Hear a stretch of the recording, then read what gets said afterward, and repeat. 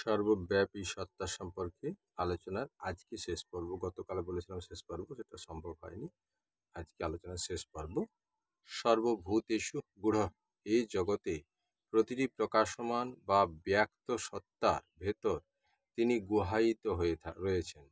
মানুষের জ্ঞানেন্দ্রিয় ও কর্মেন্দ্রিয়ের গ্রহণ সামর্থ্যের মধ্যে সেই সব অভিব্যক্তিগুলো আসতেও পারে, নাও আসতে পারে। এখন বলতে পারো, তিনি কি কেবল ব্যক্ত সত্তার মধ্যে বিরাজ করেন, পরিদৃশ্যমান জগতের বাইরে থাকেন না? উত্তরে বলল, পরম পুরুষ সকল সত্তার ভেতরে ও বাইরে উভয়ত্রই রয়েছেন। তিনি সবকিছুর ভেতরে বাইরে রয়েছেন, তাই তাকে বলা হয় কর্মাধ্যক্ষ।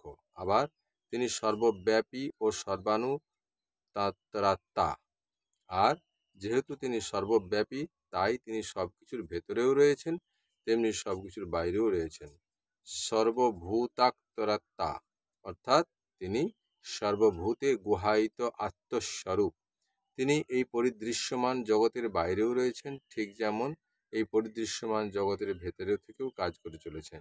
তাই যখন কাউকে তার সঙ্গে মিশে এক হয়ে যেতে হবে, তখন তাকে অবশ্যই এই যাবতীয় জাগতিক অভিব্যক্তি বা দৃশ্যমানতার পরিভুর বাইরে যেতে হবে। এই যে প্রকাশমান বিশ্বজগৎ, এই বিশ্ব ব্রহ্মাণ্ডের ঊর্ধ্বে মনকে রেখে তার দিকে এগিয়ে চলতে হবে। শ্রী শ্রী আনন্দমূর্তি জি।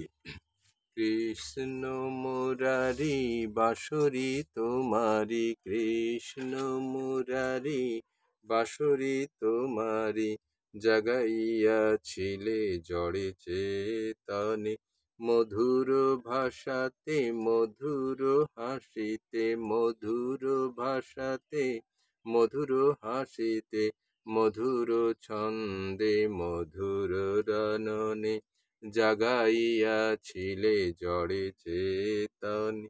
তারপরে কত যুগ চলে গেছে, মানস যমুনা শুকাইয়া গেছে, তুমি আসিলে না, বাঁশি বাজালে না, তুমি আসিলে না, বাঁশি বাজালে না, ধ্বনি জাগায়ে বিশ্ব গগনে, জাগাইয়াছিলে জড়ে চেতনে। কৃষ্ণ মুরারি বাঁশরি তোমারি, কৃষ্ণ মুরারি বাঁশরি তোমারি, জাগাইয়াছিলে জড়ে চেতনে। শ্রী শ্রী আনন্দমূর্তি জি।